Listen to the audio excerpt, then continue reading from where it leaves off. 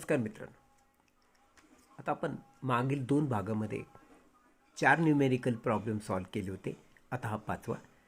During a stunt, a cyclist considered to be particle is undertaking horizontal circles inside a cylindrical well of radius 6.05 meter. If the necessary friction coefficient is 0.5, how much minimum speed should the stunt artist maintain? Mass of the artist is 50 kg. If she increases the speed by 20%, how much will the force of friction be? आपण सर्कशीमध्ये कसरतीचे प्रयोग करताना बघतो, ज्याला आपण stunt असं म्हणतो. T व्हीवर सुद्धा हे स्टंटचे बरेच कार्यक्रम होतात. मौत का कुआ नावाचा एक प्रयोग सर्कशीत केला जातो, ज्या गोलामध्ये तो सायकलिस्ट सायकल फिरवत असतो. त्या सिलेंड्रिकल हौदाची R is equal to 6.05 metre दिलेलं आहे.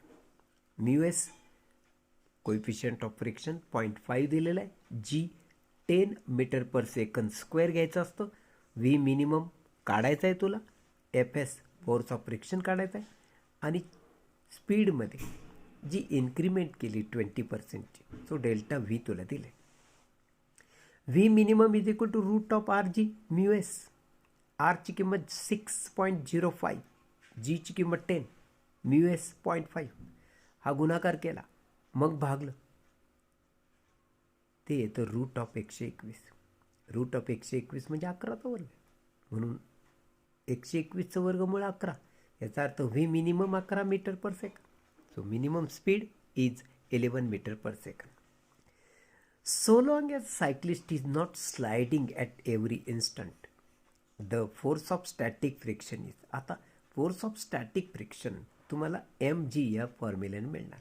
m mass of the stunt artist 50 kg, g 10 दिलेला आहे, गुणाकार झाला 500, फोर्स आहे म्हणून Newton. Force of friction 500 Newton. आता यामध्ये जर फोर्स ऑफ फ्रिक्शनमध्ये काही बदल घडेल का जर त्याने स्पीड 20% वाढवला. फोर्स ऑफ फ्रिक्शनमध्ये एम आणि जी फक्त उपयोगात येतात. इथं वेलॉसिटीचं काही काम नाही. त्यामुळं त्याने 20% जर स्पीड वाढवला तर फोर्स ऑफ फ्रिक्शनमध्ये काहीही फरक पडणार नाही, हे लक्षात ठेवा. आता आपण 6वा प्रश्न बघतोय मित्रांनो. ए pendulum consisting of a massless string of length 20 centimeter and a tiny bob of mass 100 gram is set up as a conical pendulum. Its bob now performs 75 rotations per minute. Calculate kinetic energy and increase in the gravitational potential energy of the bob. Pi square is equal to 10. आता बघा, L length of string ही तुला 20 centimetre म्हणजे 0.2 metre. याला 100ने भाग, मीटरमध्ये रूपांतर होईल. Mass of bob 100 gram, 100 gram 1000ने भाग, किलोग्रॅममध्ये रूपांतर होईल. So 0.1 kg. एन फ्रिक्वेन्सी दिलेली आहे 75 रोटेशन्स पर मिनिट. हे रोटेशन पर मिनिटचं पर सेकंदमध्ये रूपांतर करायचं असेल 60ने भागायचं. 75 भागिले 60 म्हणजे 5/4 RPS रोटेशन पर सेकंद झालं. मग g is equal to 10 metre per second square दिलेलं आहे. Pi square is equal to 10 हे घ्यायचं आहे. We know that N is equal to 1/t म्हणजेच T is equal to 1/n. एनची किंमत 5/4, इन्व्हर्सली मल्टिप्लाय केलं 4/5, 5ने 4ला भागलं 0.8 भागाकार येतो. So T is equal to 0.8 second. मग आता टीचा फॉर्म्युला तुला माहिती आहे. T is equal to 2π root of L cos theta upon g. Squaring केलं both side, T square 4π square हा एल कॉस थिटा जी रूटच्या बाहेर. आता आपल्याला कॉस थिटा पहिल्यांदा काढायचा. मग कॉस थिटा काढायचा इज इक्वल टू हा गुणाकार घेणार तू, cross multiplication T square g, आणि मग 4π स्क्वेअर एल त्याच्या खाली घेणार. मग यामध्ये आपण किमती भरणार. टी स्क्वेअर म्हणजे 0.8चा स्क्वेअर, जी 10. 4 पाय स्क्वेअर म्हणजे 10. L 0.2. अशा रीतीने मग ह्याला सॉल्व केलं तर cos theta is equal to 0.8 येतं. Cos theta is equal to जर 0.8 आहे तर थीटा इज इक्वल टू झाला कॉस इनवर्स 0.8. कॉस इनवर्स 0.8ची किंमत 36 डिग्री आणि 48 मिनिट येते. पण ती येते कशी ते आपण पाहूया. मित्रांनो, नॅचरल कोसाईन्समध्ये आपण जायचं. ह्या नॅचरल कोसाईन्समध्ये तुला माहिती हे डिग्री आहेत आणि तुला माहिती हे मिनिटचा कॉलम येते. आता ह्यामध्ये आपल्याला अशी संख्या शोधायची की जी 8च्या अगदी जवळपास असेल. या संख्या तू शोधत असताना तू नीट बारकाईने पाहिलं तर तुझ्या असं लक्षात येतं की या इथं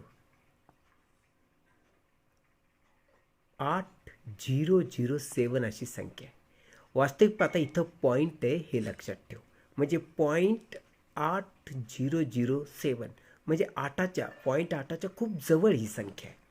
आता ही संख्या किती डिग्री आणि किती मिनिटमध्ये ते आम्हाला बघण्यासाठी आपण जर लेफ्ट हँड साईडला आलो असं तर आपल्याला दिसतं इथं 36 आहे. हा डिग्री आहे म्हणजे 0.8 ही संख्या 36 डिग्रीमध्ये आढळले. मग आता ही 0.8 संख्या किती मिनिटात आहे असं जर बघायचं असेल तर आपण सरळ असं वर जायचं. हे बघ हा 48 मिनिट. याचा अर्थ 36 डिग्री आणि 48 मिनिट ही कॉस इनवर्स 0.8ची किंमत झाली. मग आम्हाला माहिती V is equal to root of R G tan theta म्हणजे V square is equal to इथलचं स्क्वेअर रूट जाईल आर जी टॅन थिटा. आपण आता आरची किंमत तर आपल्याजवळ नाही आहे. मग आरला एक सबस्टिट्यूशन मिळवलं आहे आपण एल साईन थिटा. पण ते मिळवलं कुठून ते बघून घेऊया. हा बॉब आहे.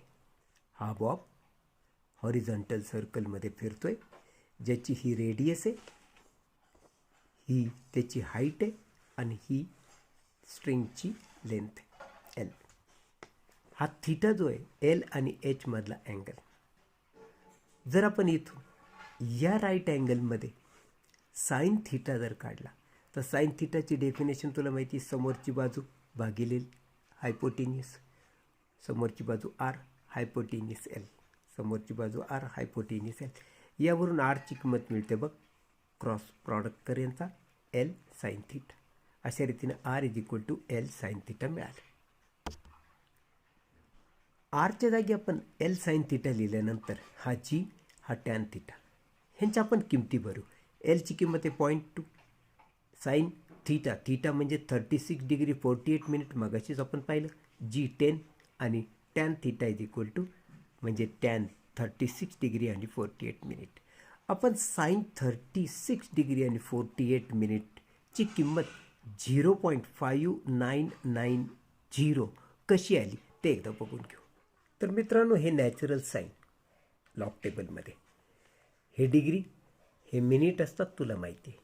आम्हाला बघायचं आहे साईनची 36 डिग्री आणि 48 मिनिटमध्ये किंमत किती. हे बघा 36 डिग्रीमध्ये सरळ असं राईट हँड साईडला जायचं आणि 48च्या कॉलममध्ये यायचं. हा 48चा कॉलम.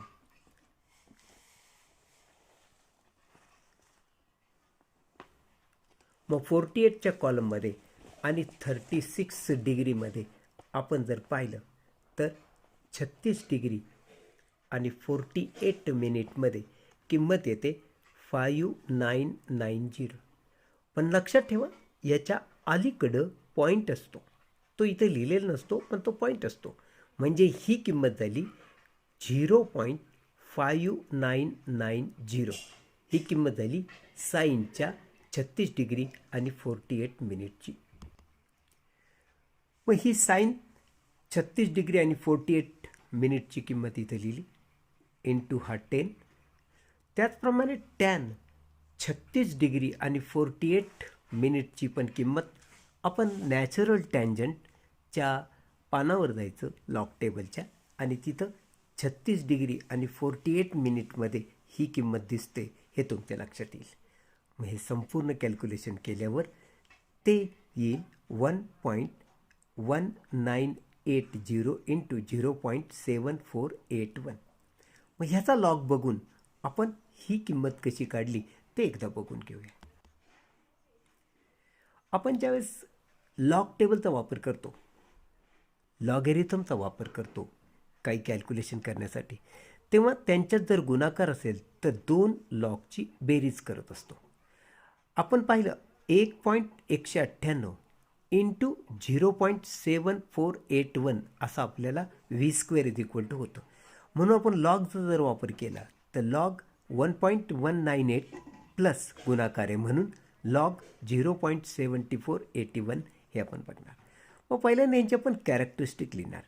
ह्याची कॅरेक्टरिस्टिक पूर्णांकात एकच अंक आहे म्हणून 1पेक्षा कमी म्हणजे 0 ही त्याची कॅरेक्टरिस्टिक झाली. लगेच पॉईंट द्यायचं. आता ह्याचा लॉग बघितलेली संख्या इथं लिहायची म्हणजे 11चा 9मध्ये आणि 8चा फरक आपल्याला बघायचा आहे. तर हा लॉगॅरिथम, हा 11. तर 11च्या सरळ असं राईट साईडला जायचं 9च्या कॉलममध्ये, म्हणजे 11चा 9मध्ये लॉग येतो 0.755. मग परत मीन डिफरन्सच्या कॉलममध्ये असं सरळ जायचं आणि मीन डिफरन्स 8चा दिसतोय 30. हा 30 या 755मध्ये ॲड केला तर 0.785 होणार. म्हणजे 11चा 9मध्ये आणि 8चा फरक येतो 0.785.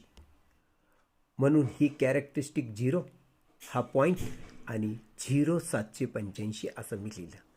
मग त्यानंतर काय होतं, ह्याचा लॉग बघायचा. इथं कॅरेक्टरिस्टिक पहिल्यांदा लिही 0 आहे पूर्णांकात, यापेक्षा 1ने कमी म्हणजे बार 1, लगेच पॉईंट द्यायचा. आता लॉगरिथममध्ये तू 74चा 8मध्ये आणि 1चा फरक बघायचा. मग 74चा 8मध्ये आणि 1त फरक ही संख्या तुला आढळेल 8740. म्हणून बार 1.8740 ही याचा लॉग झाली. मग यांचा ॲडिशन केली. ह्या ॲडिशन नंतर ह्याचा अँटी लॉग बघितला. आता आपण याचा अँटी लॉग बघूया. बघ, हा अँटी लॉगॅरिथम. ह्या अँटी लॉगमध्ये आपल्याला 95चा 2च्या कॉलममध्ये आणि 5चा मेन डिफरन्स बघायचा आहे. म्हणून आपण सरळ असं ह्या कॉलममध्ये 95 पाशी जाणार आहोत.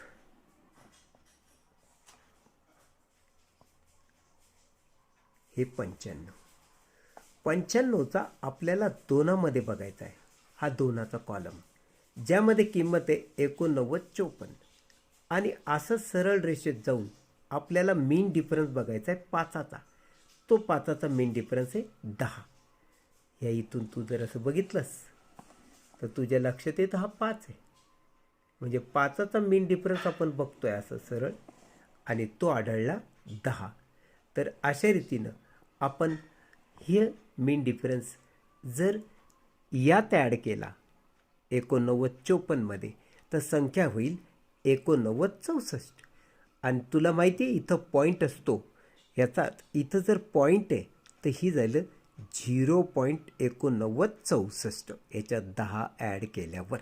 अशा रीतीनं 95चा 2मध्ये आणि 5चा फरक येतो 0.8964. 0.8964. आता ह्यालाच आपण काय केलं माहिती आहे, ह्यात पुढच्या 3 संख्यापैकी हा 9 आहे म्हणजे 5पेक्षा मोठी संख्या आहे. ज्यावेळेस 5पेक्षा मोठी असते तर आपण काय करतो माहिती का, हे कट करतो आणि याच्यात एक ॲड करतो म्हणजे 0.9 होणार याच्यात एक ॲड केला तर. आणि अशा रीतीनं अँटी लॉग आला बघ 0.9 म्हणजे v² = 0.9 मीटर पर सेकंद आला. मग आपल्याला कायनेटिक एनर्जी ऑफ बॉब काढायचं आहे.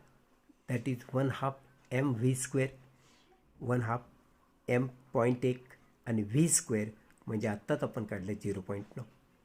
हा गुणाकार केला तो 0.9/2 आला. याने याला भागलं तर कायनेटिक एनर्जी आली 0.045 जूल. आता आपल्याला increase in gravitational potential energy काढायचं. डेल्टा म्हणजे change in potential energy. Formula आहे mg L - h. m 0.1, g 10, L 0.2 आणि h 0.16. आम्हाला हे बघायचं h 0.16 आपण आणला कुठून. तर मित्रांनो, हा बॉब हॉरिझॉन्टल सर्कलमध्ये फिरतोय. ही त्याची radius, he height, he length of string आणि हा अँगल थीटा, हे आपण मगाशीच पाहिलं. आता आपण याच फिगरमध्ये कॉस थीटाची किंमत काढू. Cos theta is equal to adjacent upon hypotenuse. Cos theta म्हणजे काय? Adjacent upon hypotenuse, h upon l.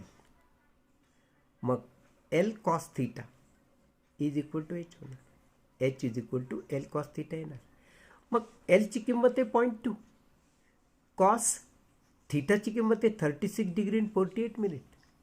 परत नॅचरल कोसाईन ह्या पेजवर जायचं लॉगरिथमच्या. तिथं 36 डिग्री आणि 48 मिनिटमध्ये काय किंमत दिसते ते बघायचं. तुम्हाला आढळतं 0.8007. 0.8007 ही याची किंमत आढळते. मग हा गुणाकार केला तो एवढा आला. हा 0 आहे. 0च्या पुढच्या ह्या सगळ्या संख्या आपण कट करू शकतो. ही 5पेक्षा लहान आहे ना, पुढच्या संख्या आपण कट करायच्या आणि फक्त 0.16 लिहायचं. So h is equal to 0.16 अशा रीतीने आलेला आहे. मग hची किंमत 0.16 कशी आली तुम्हाला कळली. ही वजाबाकी केली आली, ती 0.04 आली. मग हा गुणाकार केला, शेवटी डेल्टा पोटेन्शियल एनर्जी म्हणजे इन्क्रीजिंग ग्रॅव्हिटेशनल पोटेन्शियल एनर्जी आलं 0.04 जूल.